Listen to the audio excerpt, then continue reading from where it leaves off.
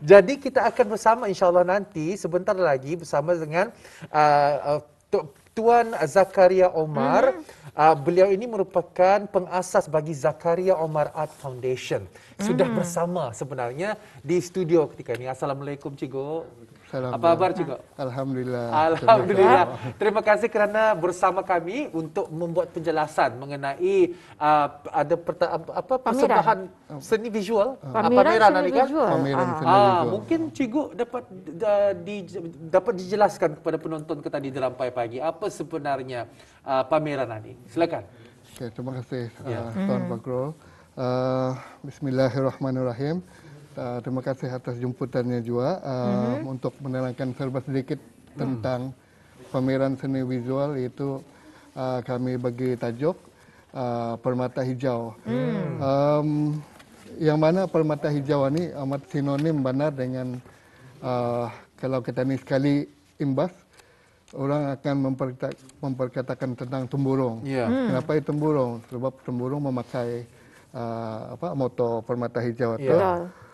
Tapi walau bagaimanapun sebenarnya permata hijau ini kita ni rangkumkan seluruh negara Brunei Darussalam. Di mana negara Brunei Darussalam sendiri masih mempunyai hutan yang hijau around 70 ke 80% banyaknya. Jadi untuk tujuan berkenaan yaitu tujuan pameran, Zakaria Omar Art Foundation mengambil inisiatif untuk mengadakan pameran seni lukis yang akan berlangsung pada March 27 Mac 2022, di mana kenapa March? March ini adalah bulan hari antarabangsa menyambut perhutanan sedunia. Nah, di samping itu juga kami mengambil inisiatif, salah satu tujuannya ialah untuk awareness program, di mana orang ramai melihat keindahan alam itu dan secara langsungnya akan menghargai persekitaran kita yang hijau dan indah. Daripada seni, betul. Daripada seni visual ini dapat kita ni memberikan satu kesedaran, menjadi pemicu kepada peminat-peminat seni tanah air untuk lebih lagi menghargai alam sekitar kita ni. Jadi pada 27 Mac 2022 itu adalah tarikh acara ini diadakan, seperti yang dikatakan sini di Dewan Belalung Daerah Temburung adalah pembukaan resmi itu, Tuan. Ya, insyaAllah tarikhnya actually belum lagi. Belum lagi. Masih dalam proses tapi kami mengambil inisiatif untuk menyimpan tarikh itu untuk target kami lah, sebab masih lagi banyak proses yang belum dibuat, yang mana kenapa di Temburung diadakan opening ceremoninya, mengambil sukut lah permata hijau di Temburung, dan actually sebenarnya pameran ini uniknya sedikit lain daripada pameran lain, yang maksudnya pameran art sebelumnya. Yang ini is going to be a travelling exhibition. Selepas Temburung, insyaAllah akan dibawa ke daerah Belait, sama ada OGDC atau Dewan Museum di sana. InsyaAllah ke daerah Tutung, dan penutupnya akan diadakan di Galeri Seni Waterfront di sana, yang di Bandar Sebegawan. InsyaAllah Jadi yang sudah siap. Jadi Cikgu sebagai pengasas bagi Zakaria Omar Art Foundation ini, apakah sebenarnya peranan sebagai seorang pengasas, terutama sekali lagi dalam membuat visual art eksperimen ini, dan macam apa proses-prosesnya sebenarnya sebagai pengasas? Sebenarnya myself sebagai pelukis juga, lebih 30 tahun terlibat dengan seni lukis dalam dan di luar negara. Mengambil inisiatif untuk membina satu platform untuk penggiat-penggiat seni, sama ada yang dari muda hingga ke yang yang sudah berumur, di mana Zakaria Omar Art Foundation mengumpulkan seniman-seniman ini untuk mengadakan pameran-pameran berkumpulan, di mana banyak sudah 2-3 kali diadakan. Alhamdulillah setakat ini kejayaannya nampak. Kita ini tidak jauh berserah 100% dengan dengan kerajaan. For example, Kementerian Kebudayaan. Ini atas inisiatif sendiri. With zero budget, memberanikan diri untuk mengumpul rakan-rakan seniman yang lain. Ya, jadi selaku pengasas saya di sini Tuan ya, dan juga seperti yang Tuan katakan, acara itu diadakan nanti sekitar bulan Mac nanti, ada beberapa tempat yang akan dibawakannya. Jadi mungkin Tuan boleh memberikan lebih jelas lagi tujuan sebenarnya mengadakan pameran jualan lukisan berkumpul kau tadi, ianya bersempena dengan sambutan Hari Hutan Antarabangsa. Saya memang bila menyebut hutan itu kan suka yang alami, tumbuhan dan sebagainya. Jadi apakah antara tujuan keseluruhannya mungkin Tuan boleh selaku pengasas Tuan boleh menerangkan lebih lanjut lagi. Okay, di samping membagi peluang kepada orang ramai untuk menyaksikan bakat-bakat yang ada di negara kita ini sendiri. Untuk pengetahuan bis kita juga lebih 30 orang pelukis yang terdiri pada pelukis muda, pelukis veteran dan pelukis pertengahan, dan 10 daripada pelukis perkenaan adalah pelukis wanita. Jadi tujuannya memanglah mengimarahkan sambutan Hari Hutan Sedunia antarabangsa. Yang mana Brunei pun tidak ketinggalan mengadakannya. Bagi Jabatan Perhutanan setiap tahun orang ada mengadakan sambutan yang bercalak Brunei sendirilah, macam menanam pokok. Tapi kami mengambil inisiatif untuk lebih ke sudut awareness program. Awareness program ini kalau kita ni perhatikan benar-benar, is very important. Betul. Terutama kepada perubahan iklim iklim. Dan kita ni menanamkan sifat saya menyayangi dengan nature kepada sedari kanak-kanak lagi dan sampai Karena berlainan individu mempunyai berlainan cara untuk menaikkan awareness atau kesedaran mengenai alam sekitar ini. Semalam saja ni Cikgu dan juga saya telah pun kita di Rampai Pagi membuat wawancara bersama dengan 2 orang ahli Green Revolution Brunei kalau tidak silap. Jadi mereka ini tugas mereka ialah memastikan bahawa seramai 1,500 anak pokok ditanam oleh penuntut-penuntut yang ikut serta. Ini sama-sama untuk menyedarkan kepentingan penghargaan bukan saja alam sekitar tetapi tentang perubahan iklim. Tetapi ini adalah sentuhan seorang seniman, seniman pelukis. Macam mana caranya untuk membina kesedaran? Caranya ialah daripada lukisan dan juga pelbagai aktiviti yang berkaitan dengannya. Kalau dapat, sebelum kita memfokuskan banyak hal mengenai lukisan ini, kalau dapat disebutlah siapa antara pelukis-pelukis tanah air yang mengikut serta, dan juga macam mana caranya untuk dapat orang ramai seperti saya dan juga seperti Atul dapat menyaksikan pertunjukan tersebut. Mungkin dapat Cikgu jelaskan sedikit? Baik, Alhamdulillah untuk pameran ini sambutan daripada pelukis-pelukis tersohor tanah air memang membanggakanlah. Lagi awal sudah diorang prepare untuk pengetahuan mis kita. Akan diumumkan dari masa ke semasa. Mungkin satu Instagram akan dicipta untuk mengumumkan kepada orang ramai. Kali ini memang kita ni berharap yang participation kepada orang ramai untuk menyaksikan dan ikut aktiviti-aktiviti yang akan dijalankan. Seperti kalau untuk kanak-kanak ada there will be a coloring competition dari daerah ke daerah. di mana pameran itu diadakan nanti di situ ada art coloring competition, dan untuk keluarga maybe ada a little bit puzzle to be solved by the rest of the family itu, non family. Jadi dengan adanya pameran yang diadakan ini dengan aktiviti-aktiviti yang diungkayahkan nanti, bagaimana sebenarnya mereka ini ikut serta khususnya kepada masyarakat yang akan menyaksikan nanti? Adakah ianya menempah awal untuk ikut serta ataupun terus saja menyaksikan nanti pameran berkenaan? Mengikut SOP kita ni, mungkin kita ni perancangan awal actually walk-in saja. Walk-in saja. Mengikut SOP kita ni Kerangan ni, dan keadaan kita ni Kerangan ni mungkin akan dilihatkan number of participannya, dan have to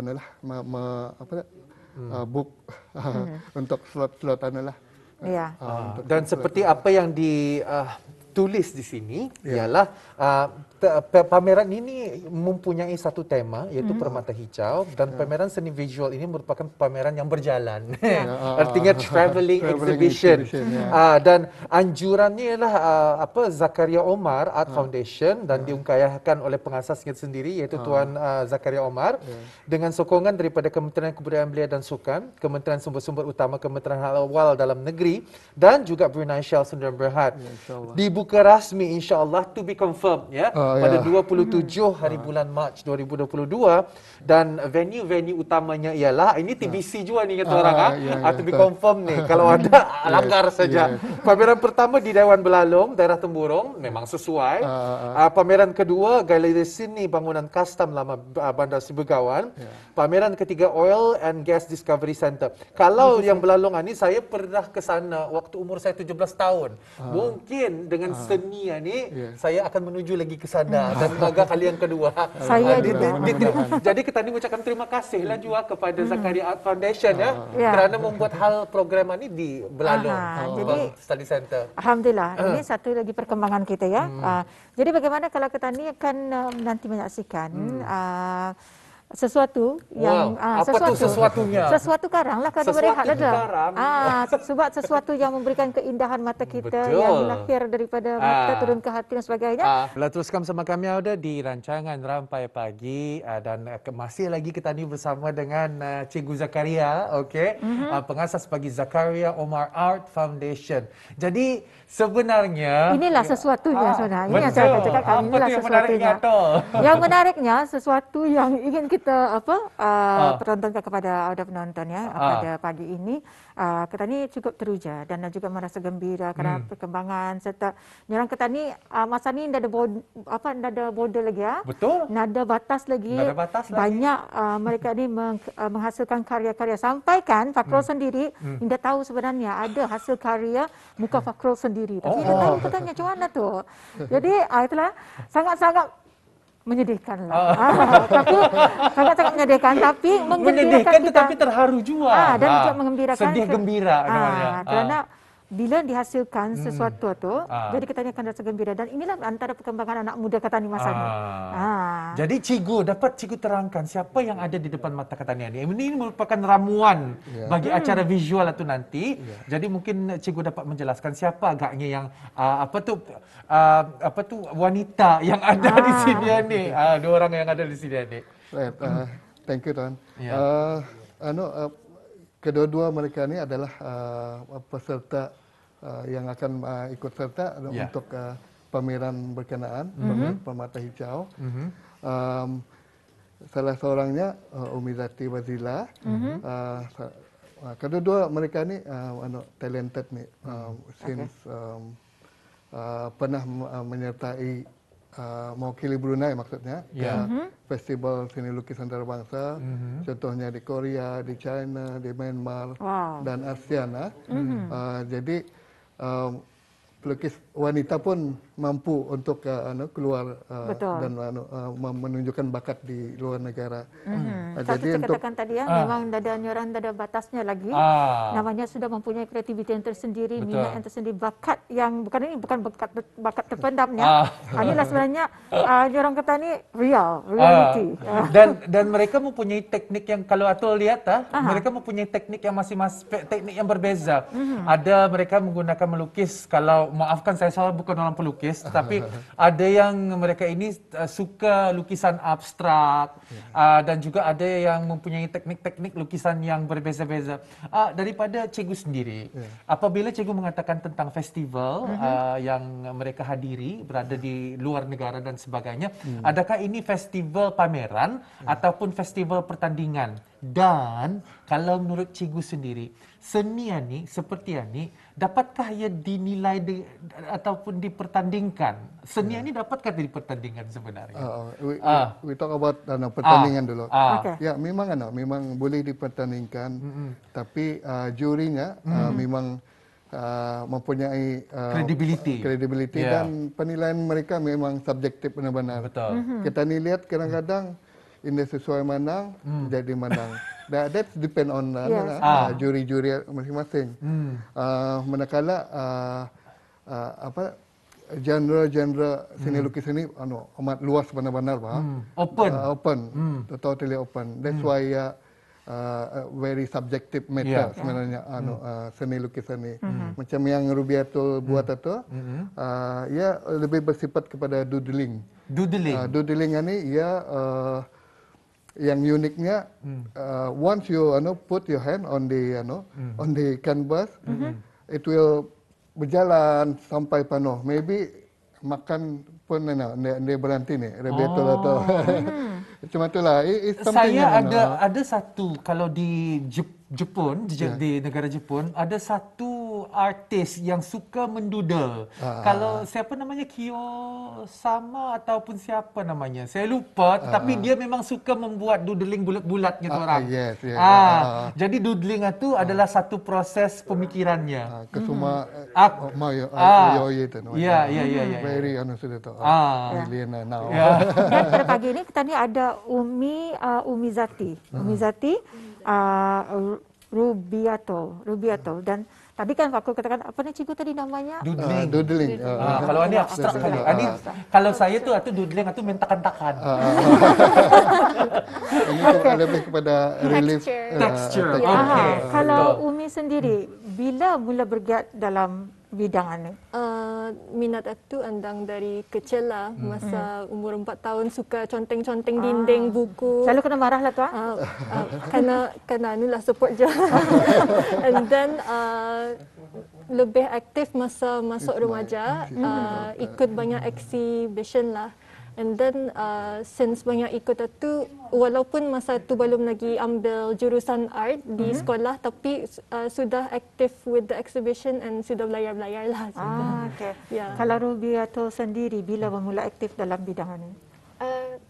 Since 2010, that time baru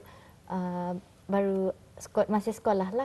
So dorongan saya adalah Cikgu Zakaria Omar.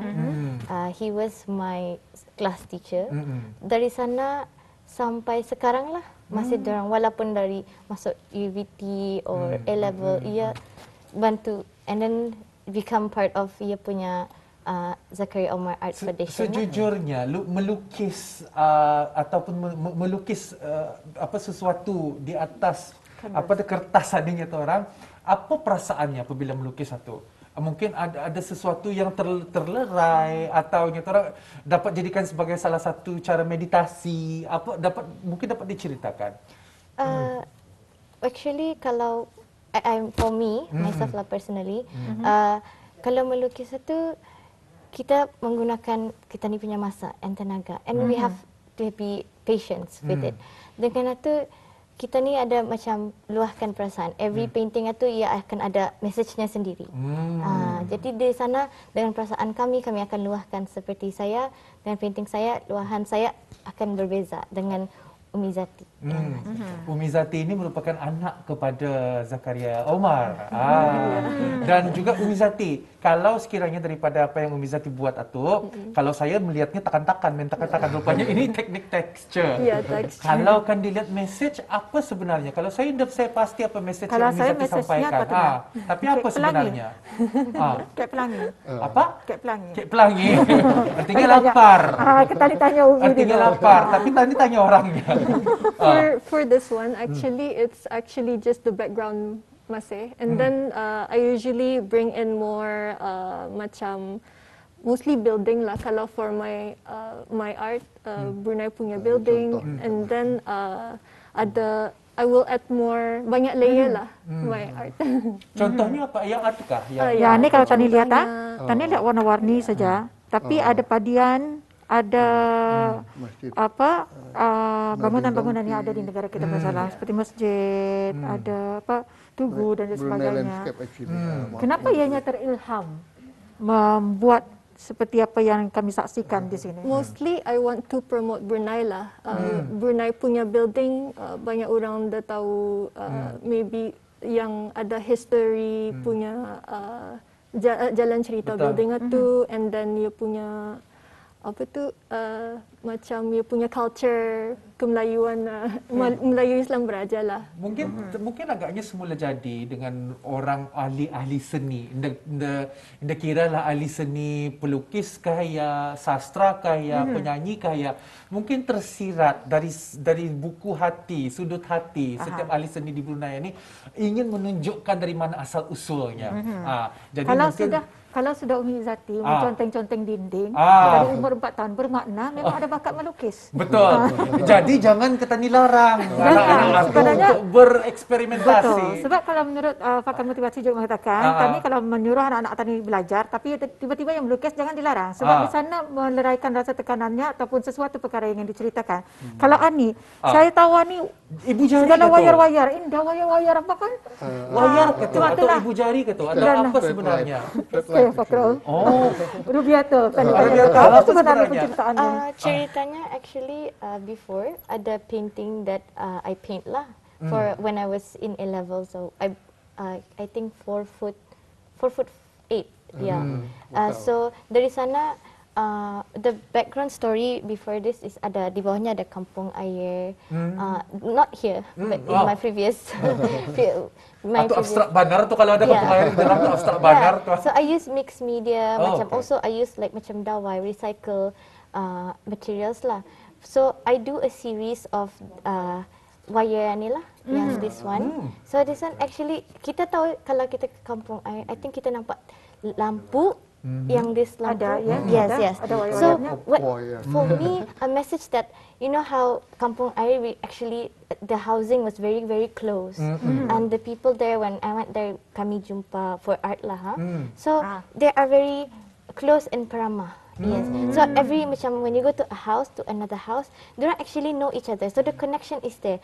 So whenever we see this light, so ya dari ujung ke ujungnya akan bersambung. So macam itu dengan kita ni punya kehidupan. Culture. Culture tani. Dan ini bukan berlaku di negara kita ni. Kalau kita ni keluar negara pun tak ada kita ni lihat. Kata tadi awal saya bilang, kenapa ada wayar? Kenapa ada? Kalau saya bukan wayar yang saya lihat, saya melihat ibu jari yang terputus. Bukan. Kalau jujur. Kalau Atu merupakan satu lukisan yang abstrak, dua ibu jari yang terputus dan juga disambung dengan sesuatu dan macam secara otomatik kerana kita ni selalu on our phones kan, selalu berkomunikasi dan sebagainya. Itu daripada mata saya dan terputus itu agaknya kerana kita ni selalu bertelefon bimbit sampai tidak ada koneksi otak kita ni dengan otak orang lain. Itu tadi imajinasi pasal sastra tadi tu. Jadi terbawa-bawa di sini. Kalau cikgu sendirilah. Kerana kadang-kadang seperti cikgu katakan, cikgu ni pernah menilai juga kan kepada anak-anak murid yang bertanding dan sebagainya. Macam mana cikgu menilai lukisan yang abstrak? Macam adakah tahu penceritaannya macam mana? Adakah cikgu mau tahu penceritaannya daripada anak murid ataupun cikgu sendiri yang membuat cerita? Dalam setiap peraduan ataupun yang artwork yang untuk dinilai, semestinya ada sinopsisnya. Dari sinopsis kita ni boleh tahu apa ceritanya. Macam yang Roberto tadi ceritakan. Mungkin a few people yang get connected dengan apa yang dibuatnya tu, and then different people with different perception. Ya, betul. Jadi untuk guiding kami, jadi hakim ataupun juri, we need kind of synopsis, maybe half page of synopsis. Now we will know, and then baru kita ni boleh judge that kind of art. artwork. Macam matu kan, macam jari ketani saja yang hidup, tapi otak ketani dia hidup sebenarnya. Itu mungkin salah satu persepsi saya. Jari ketani hidup apabila kita memegang handphone, tapi otak ketani indah bergerak. Jadi we have to live our life.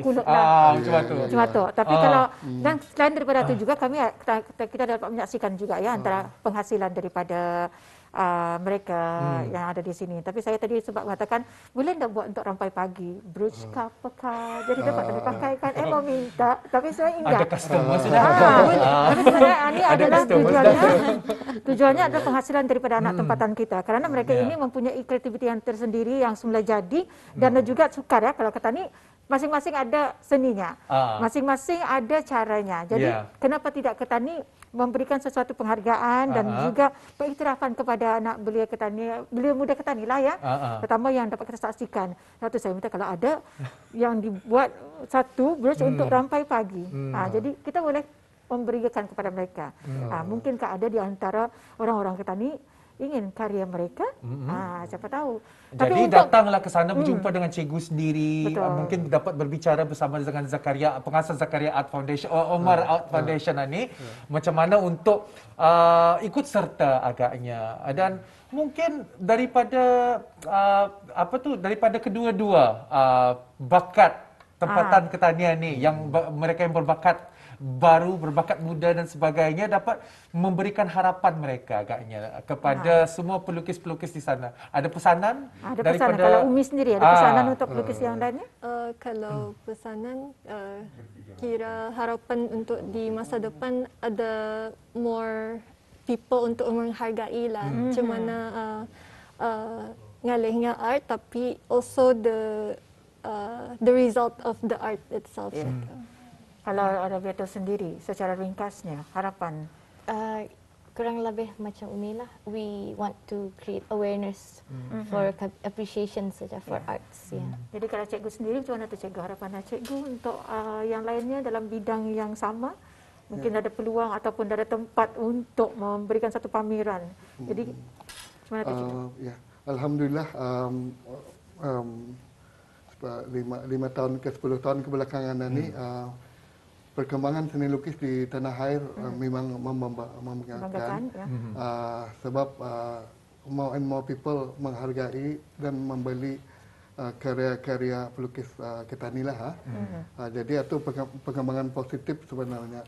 Jadi Ketani memerlukan lebih ramai pihak, terutamanya pihak-pihak yang berwajib untuk membuat lebih banyak aktiviti yang menjurus kepada seni lukisan ini, terutamanya untuk belia-belia dan golongan kanak-kanak. Sebab dari kanak-kanak akan lahirnya pelukis yang remaja dan pelukis seterusnya lah. Sebab bidang seni lukisan ini amat luas ia punya prospeknya, dan kalau belia yang without any work, diorang boleh menjana pendapatan sedikit-sedikit lah melalui seni lukisan ini. Jadi tidak rugi pihak berwajib untuk melihat balik rancangan-rancangan art yang perlu diperhalusi lagi di setidaknya pun waktu mereka terisi dengan aktiviti-aktiviti yang akan membawa faedah bagi mereka. 27 hari bulan Mac 2022 merupakan tarikh yang dipilih untuk pameran ini. Mungkin dapat diceritakan sedikit bagaimana dalam seminit saja bersama penonton Ketani di Rampai Pagi, macam mana untuk menghubungi Zakaria Omar Art Foundation ini. Untuk menghubungi senang sajalah, mungkin melalui Facebook Zakaria bin Omar, dan IG pun Zakaria bin Omar, dia sana saja. InsyaAllah information akan di relay on that platform lah. Dan mana-mana pihak yang berminat, sama ada pelukis ataupun orang ramai yang berminat untuk participate, InsyaAllah we'll adakan nanti. Okey, jadi alhamdulillah ya dengan penerangan yang telah pun diberikan sebentar tadi melalui Facebook dan juga IG Zakaria Omar ya. Senang saja untuk mendapat maklumat dan sebagainya. Ribuan terima kasih kami ucapkan kepada Yang Mulia Cikgu Umi dan Rubiatul ya dengan penjelasan dan juga bakat yang dibawakan pada pagi ini untuk tontonan khususnya masyarakat kita yang menyaksikan Rampai Pagi TV pada hari ini. Kita cukup berbangga dengan anak tempatan kita yang berkebolehan. Kita perlu berikan penghargaan kepada mereka. Dan maju seni untuk negara. Kita harapkan supaya setiap seniman yang berada di mana saja tahu bagaimana untuk cara mencapai matlamat masing-masing. Cara mencapai matlamat itu ialah dengan melakukannya walaupun hati kita ni ragu-ragu untuk melakukan seni ini, tetapi apa-apa pun jangan jauhi daripada naluri bis kita, iaitu kalau suka menulis tu melukis dan sebagainya.